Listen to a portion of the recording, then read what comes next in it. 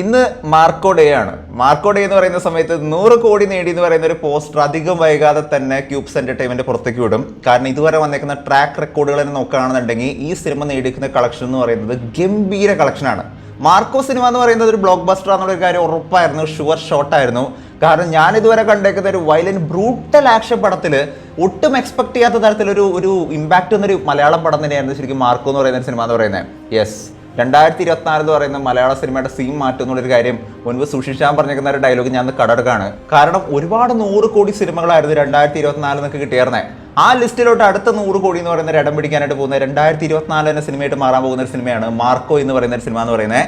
സിനിമയുടെ അപ്ഡേറ്റുകൾ പറയുന്ന സമയത്ത് ഞാൻ ഏറ്റവും കൂടുതൽ കാത്തിരിക്കുന്ന ഒരു കാര്യം കൂടി ഞാൻ പറയാണ്. കൊറിയ എന്ന് പറയുന്ന രാജ്യത്ത് നിന്ന് ഈ സിനിമയുടെ കളക്ഷൻ റെക്കോർഡ് എന്തായിരിക്കും എന്നുള്ളൊരു കാര്യം കൂടി കേൾക്കുന്ന സമയത്തായിരിക്കും ശരിക്കും ഈ പടത്തിന്റെ റേഞ്ച് എന്താണെന്നുള്ളൊരു കാര്യമൊക്കെ മനസ്സിലാക്കാനായിട്ട് പറ്റുക. മാസ് ആക്ഷൻ എന്റർടൈനേഴ്സ് മൂവീസിന്റെ കോട്ടയിൽ ചെന്നിട്ട് തന്നെ ഒരു അടി അടിക്കണമെന്നുണ്ടെങ്കിൽ അതിനൊരു റേഞ്ച് വേണമെന്നുള്ളൊരു കാര്യം സിനിമയുടെ ഒരു അപ്ഡേറ്റ് കേൾക്കുന്ന സമയത്ത് നിങ്ങൾക്ക് മനസ്സിലാവും. എന്താണെന്നുള്ള കാര്യങ്ങൾ ഡീറ്റെയിൽ ആയിട്ട് പറയാം. എല്ലാ പ്രേക്ഷകർക്കും പുതിയ വീഡിയോയിലേക്ക് സ്വാഗതം. എൻ്റെ പേര് ഡൊണാൾഡ് ആണ്. So welcome back to today's video. കഴിഞ്ഞ ദിവസം മാർക്കോ സിനിമയിലുള്ള സ്റ്റൺസുകളെ പറ്റി പറഞ്ഞുകൊണ്ട് അതിനകത്ത് ഉപയോഗിച്ചിരിക്കുന്ന കട്ട് ചെയ്തേക്കുന്ന സെൻസർ ചെയ്തേക്കുന്ന സീനുകളെ കുറിച്ച് പറഞ്ഞുകൊണ്ട് കഴിഞ്ഞ ദിവസം ഒരു അപ്ഡേറ്റ് കാണാനായിട്ട് സാധിച്ചിരുന്നു. കാര്യമുണ്ട്. നമ്മുടെ സ്റ്റോറി സിനിമ കാണുമ്പോൾ പലർക്കും ഇത് എന്തുകൊണ്ടാണ് മെയിൻ വില്ലൻ ഇത്ര ഒരു ഹെഡ് മാത്രം കട്ട് ചെയ്ത് പെട്ടെന്ന് ഒരു ഇതിൽ കൊന്നു. പക്ഷെ അതല്ല, അതിനുശേഷമുണ്ട്. അതിനുശേഷം ഭീകരാവസ്ഥ കാണിച്ചിട്ടുണ്ട്. നമ്മളത് അതും ഈ ഇതിൽ കാണിക്കാൻ പറ്റാത്ത സിറ്റുവേഷൻ. കാരണം ഹെഡ് കട്ട് ചെയ്ത് കഴിഞ്ഞ ശേഷവും ഹെഡിനെ നശിപ്പിക്കുന്നുണ്ട്. അതായത് പൊട്ടിച്ച് ബ്രെയിൻ വരെ പുറത്തെടുക്കുന്നുണ്ട്. മാർക്കോ സിനിമയുടെ മേക്കപ്പ് മാൻ ആയിട്ടുള്ള സുധി സുരേന്ദ്രൻ എന്ന് പറയുന്ന ഒരാളായിരുന്നു കഴിഞ്ഞ ദിവസം ഇന്റർവ്യൂക്കകത്ത് കുറച്ച് കാര്യങ്ങൾ പറഞ്ഞായിരുന്നേ. അദ്ദേഹം ഈ സിനിമയ്ക്കകത്ത് ഉണ്ടാക്കി വെച്ചേക്കുന്ന കാര്യങ്ങളൊക്കെ കാണുന്ന സമയത്ത് ഞാൻ ശരിക്കും ഞെട്ടിപ്പോയതുള്ളൊരു കാര്യം വേണം പറയാനായിട്ട്. ഹാർട്ട്, കൈ, കാലുകൾ, എന്തെല്ലാം സാധനങ്ങളാണ് അദ്ദേഹം ഈ സിനിമയ്ക്ക് വേണ്ടി സെറ്റ് ചെയ്ത് വെച്ചേക്കുന്നത്. ശരിക്കും ഈ സിനിമയിലുള്ള പ്രധാനപ്പെട്ട വില്ലന്റെ തല പോലും, നമ്മുടെ സൈറസ് എന്ന് പറയുന്ന ആളുടെ തല പോലെ ഈ സിനിമയിൽ കൃത്യമായിട്ട് എവിഡന്റ് ആയിട്ട് അദ്ദേഹം സെറ്റ് ചെയ്ത് വെച്ചിട്ടുണ്ട്. ഇദ്ദേഹം പറഞ്ഞതനുസരിച്ച് നോക്കുകയാണെന്നുണ്ടെങ്കിൽ ഈ സിനിമയുടെ കട്ട് ചെയ്തേക്കുന്ന പോർഷൻ എന്ന് പറയുന്നത് ഓൾമോസ്റ്റ് ഒരു 8 മിനിറ്റോളം കട്ട് ചെയ്തേക്കുന്നു എന്ന് പറയുന്ന ഒരു പോർഷൻ എന്ന് പറയുന്നത് നമ്മൾ ഈ സിനിമയിൽ തന്നെ കണ്ടേക്കുന്ന പോർഷൻസിന്റെ തന്നെ ഒരു എക്സ്റ്റൻഷൻ ആണെന്നുള്ളൊരു കാര്യം തന്നെ വേണം മനസ്സിലാക്കാനായിട്ട്. അതായത് ഈ സിനിമകളിലെ പല ആക്ഷൻ സീക്വൻസുകൾ കാണിച്ചിരിക്കുന്നത് ട്രിമ്മായി പോയിട്ടുണ്ട്. അത്തരത്തിലുള്ള ട്രിമ്മായി പോയിക്കുന്ന പോർഷൻസുകളിൽ പല പോർഷൻസുകൾ നമുക്ക് OTT വരുന്ന സമയത്ത് കാണാനായിട്ട് പറ്റും എന്നുള്ളൊരു കാര്യം തന്നെയാണ് നമുക്ക് മനസ്സിലാക്കാൻ സാധിക്കുന്നത്.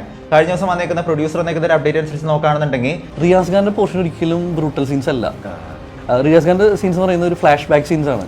ഈ സിനിമയ്ക്കകത്ത് വരുന്ന റിയാസ് ഖാന്റെ കഥാപാത്രത്തിന്റെ ഒരു ഷോട്ട് എന്ന് പറയുന്നത് അത്ര വയലന്റ് ആയിട്ടുള്ള ഒരു സംഭവം അല്ല എന്നുള്ളൊരു കാര്യം തന്നെയാണ് പറഞ്ഞേക്കുന്നത്. വിച്ച് മീൻസ് ഈ സിനിമയിൽ കാണിച്ചിരിക്കുന്ന പല പോർഷൻസിനെ തലയൊക്കെ വെട്ടി പൊളിക്കുന്നതിന്റെ കുറച്ചും കൂടി ക്ലോസ് അപ്പ് ഷോട്ടുകളും കാര്യങ്ങളൊക്കെ വെച്ചുകൊണ്ട് അതിങ്ങനെ കുറച്ചുകൂടി എക്സ്റ്റെൻഡ് ചെയ്യുന്ന സമയത്ത് നമുക്ക് കിട്ടുന്ന ഒരു കിക്ക്, ആ ഒരു കിക്ക് കിട്ടുന്ന ആ ഒരു 8 മിനിറ്റ് പോർഷനാണ് ഈ സിനിമയിൽ കട്ട് ചെയ്ത് കളഞ്ഞേക്കുന്ന എന്നൊരു കാര്യം തന്നെയാണ് കഴിഞ്ഞ ദിവസം പറഞ്ഞിരിക്കുന്ന അപ്ഡേറ്റുകളിൽ നമുക്ക് മനസ്സിലാക്കാൻ പറ്റുന്ന ഒരു കാര്യം എന്ന് പറയുന്നത്. അതിനകത്ത് ഗർഭിണിയായിട്ടുള്ള സ്ത്രീയുടെ വയറ്റിൽ നിന്ന് കുഞ്ഞ് വരുന്ന സമയത്തുള്ള ലിക്വിഡ് വരുന്നത് പോലും കൃത്യമായിട്ട് കാണിക്കുന്നുണ്ടെന്നുള്ള കാര്യങ്ങളൊക്കെ പറയുന്നുണ്ടായിരുന്നു.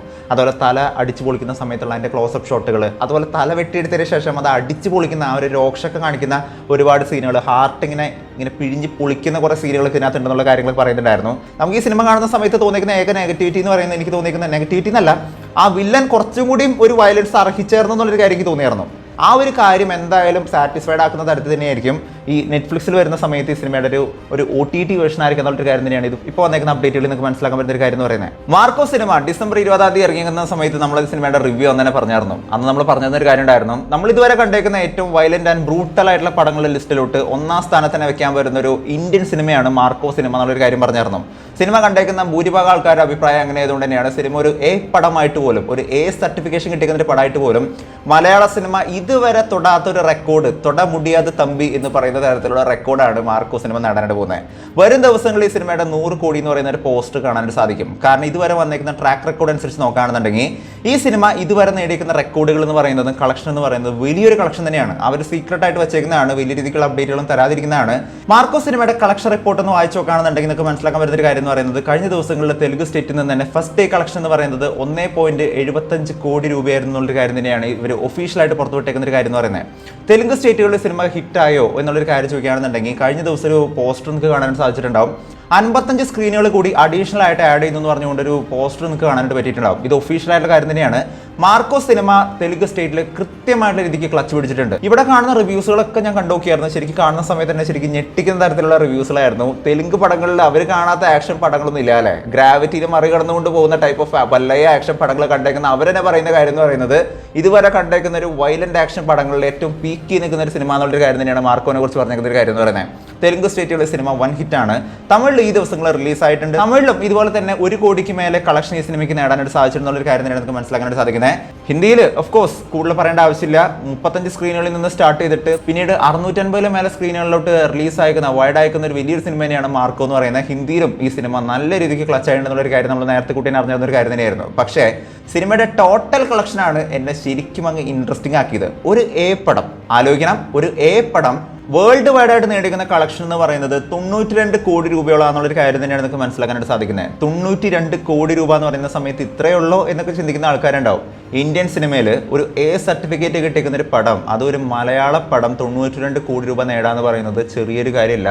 തുടങ്ങിയിട്ടേ ഉള്ളൂ. കാരണം ഈ സിനിമയുടെ OTT റൈറ്റ്സിനെ കുറിച്ചൊക്കെ കഴിഞ്ഞ ദിവസം ഒരു അപ്ഡേറ്റ് കാണാനായിട്ട് പറ്റിയായിരുന്നു. നെറ്റ്ഫ്ലിക്സാണ് ഇതിന്റെ OTT റൈറ്റ്സുകൾ സ്വന്തമാക്കിയേക്കണം എന്നൊരു കാര്യം പറഞ്ഞുകൊണ്ടൊരു അപ്ഡേറ്റ് കാണാനായിട്ട് സാധിച്ചായിരുന്നു. മൊത്തം ഈ സിനിമയുടെ ഇതുവരെയുള്ള കളക്ഷൻ എന്ന് പറയുന്നത് 92 കോടിയാണെന്നുണ്ടെങ്കിൽ ഈ സിനിമ ഓൾമോസ്റ്റ് ഒരു 150 കോടി രൂപയുടെ അടുത്ത് വരെ സിനിമയുടെ കളക്ഷൻ പോകാനായിട്ട് സാധ്യതയുണ്ട്. കാരണം ഇപ്പോഴും ഒരുപാട് സ്ക്രീനുകൾ ഇപ്പോഴാണ് ഈ സിനിമ റിലീസ് അയക്കുന്ന സമയങ്ങളിലൊക്കെ ഓരോ ദിവസങ്ങൾ കഴിയുന്നതോറും ഷോസുകൾ ഇങ്ങനെ കൂടിക്കൊണ്ടിരിക്കുകയാണ്. ഒരു വയലന്റ് ആക്ഷൻ മൂവി എന്ന് പറഞ്ഞുകൊണ്ട് ഇതൊക്കെ ആര് കാണാനാന്ന് പറഞ്ഞ് ചിന്തിച്ചേക്കുന്ന ഒരു സിനിമ ഇന്ന് ഇത്രയും വലിയ റെക്കോർഡ് നേടിയിട്ടുണ്ടെങ്കിൽ അതിന്റെ അർത്ഥം എന്ന് പറയുന്നത് ഇത്രയേ ഉള്ളൂ.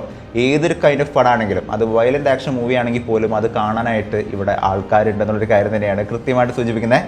വിച്ച് മീൻസ് ഇത്തരത്തിലുള്ള സിനിമകൾ ഇനിയും വരണം, ഇനിയും വരും എന്നുള്ള രീതിക്കുള്ള ഒരു ഇൻഡിക്കേഷൻ തന്നെയാണ് ഈ സിനിമ നമുക്ക് കാഴ്ചവെച്ചേക്കുന്ന ഒരു കാര്യം എന്ന് പറയുന്നത്. ഞാൻ പക്ഷെ കാത്തിരിക്കുന്ന ഒരു അപ്ഡേഷൻ എന്ന് പറയുന്നത് കൊറിയയിൽ നിന്ന് ഈ സിനിമയുടെ കളക്ഷൻ എത്രമാത്രം ആയിരിക്കും എന്നുള്ളൊരു കാര്യമാണ്. കൃത്യമായിട്ടുള്ള ഫിഗേഴ്സ് നമുക്ക് കിട്ടിയിട്ടില്ല. പക്ഷേ ടോട്ടൽ ഓവർസീസ് കളക്ഷനകത്ത് ഈ സിനിമയുടെ കളക്ഷൻ എന്ന് പറയുന്നത് 29 കോടി രൂപ എന്നുള്ളൊരു കാര്യമാണ് നമുക്ക് മനസ്സിലാക്കേണ്ടി വരുന്നത്. 29 കോടി എന്ന് പറയുന്ന സമയത്ത് അതിനകത്ത് കൊറിയ വരും, മറ്റുള്ള ഒരുപാട് രാജ്യങ്ങൾ അതിനകത്ത് വരും.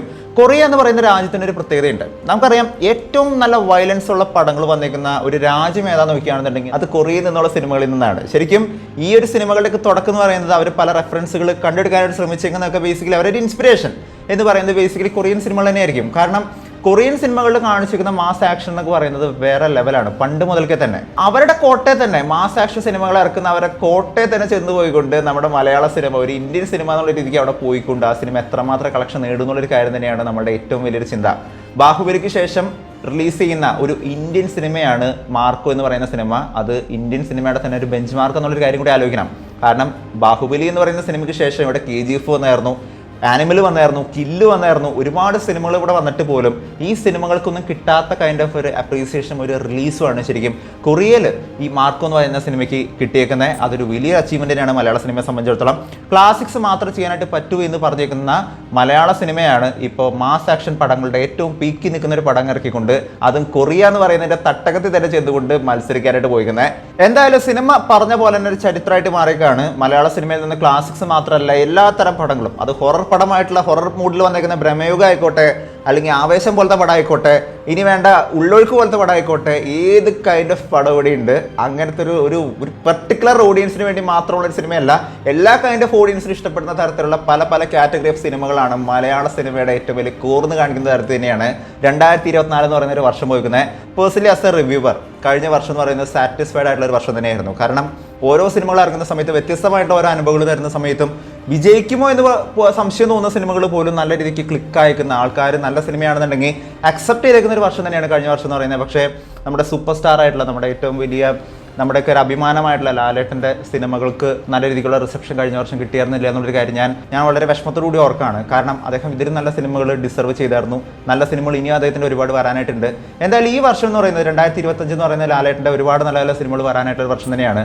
2025 തുടക്കത്തിൽ തന്നെ വന്നേക്കുന്ന ഐഡന്റിറ്റി എന്ന് പറയുന്ന സിനിമയ്ക്ക് ഒരു ആവറേജിന് മേലുള്ള റെസ്പോൺസിലാണ് വന്നുകൊണ്ടിരിക്കുന്നത്. First half was nice, second half was not that level എന്നുള്ളൊരു കാര്യം പറയുന്നുണ്ടായിരുന്നു. എനിക്ക് ശരിക്കും മാർക്കൊക്കെ വന്നതിന് ശേഷം ശരിക്കും ആ ഒരു ബെഞ്ച് മാർക്ക് എത്തുന്ന കൈൻഡ് ഓഫ് പടങ്ങൾ, അങ്ങനത്തെ കൈൻഡ് ഓഫ് പടങ്ങളോട് ഒരു പ്രത്യേക ഒരു ഇഷ്ടം വന്നേക്കാണ്. ഇപ്പോൾ എന്താണ് നിങ്ങൾക്ക് തോന്നുന്നത്? നിങ്ങൾ 2025 ആദ്യമായിട്ട് കണ്ടേക്കുന്ന സിനിമ ഏതാണെന്നുള്ള കാര്യം നിങ്ങൾ താഴെ നിന്ന് കമന്റ് ചെയ്യുക. മാർക്കോ സിനിമ 100 കോടിയല്ല 200 കോടി നേടുമോ? എന്താണ് നിങ്ങളുടെ ഒരു അഭിപ്രായം എന്നുള്ളൊരു കാര്യം, നിങ്ങളുടെ തോന്നൽ എന്താണെന്നുള്ളൊരു കാര്യം നിങ്ങൾ താഴെ നിന്ന് കമന്റ് ചെയ്യുക. 100 കോടി എന്തായാലും സിനിമ നേടും എന്നുള്ള രീതിക്കുള്ളൊരു ഉറപ്പ് തന്നെയാണ് നിങ്ങൾക്ക് കിട്ടിയേക്കുന്നത്. കാരണം വരും ദിവസങ്ങളിൽ എൻ്റെ അപ്ഡേറ്റ് കാണാനായിട്ട് സാധിക്കും. എന്താണ് നിങ്ങളുടെ അഭിപ്രായം എന്നുള്ളൊരു കാര്യം താഴെ നിന്ന് കമന്റ് ചെയ്യുക. വീഡിയോ ഇഷ്ടപ്പെട്ടെങ്കിൽ വീഡിയോയിലേക്ക് ചെയ്യുക. വീഡിയോ മാക്സിമം പേരിലോട്ട് ഷെയർ ചെയ്യുക. ചാനൽ ഇഷ്ടപ്പെടുന്നുണ്ടെങ്കിൽ സബ്സ്ക്രൈബ് ചെയ്യുന്ന കാര്യത്തിൽ പരിഗണിച്ചേക്കാ. തൊട്ടടുത്തുള്ള ബെല്ലൈക്കൺ കൂടി അമർത്തിക്കുകയാണെന്നുണ്ടെങ്കിൽ ലേറ്റസ്റ്റ് ആയിട്ട് വരുന്ന വീഡിയോയുടെ അപ്ഡേറ്റുകളെല്ലാം നിങ്ങൾക്ക് ഉടനടി ലഭിക്കുന്നതായിരിക്കും. മറ്റൊരു വീഡിയോ ആയിട്ട് വീണ്ടും വരുന്നവരെ ഇറ്റ്സ് മീ ടു നാൾസ് ബൈ.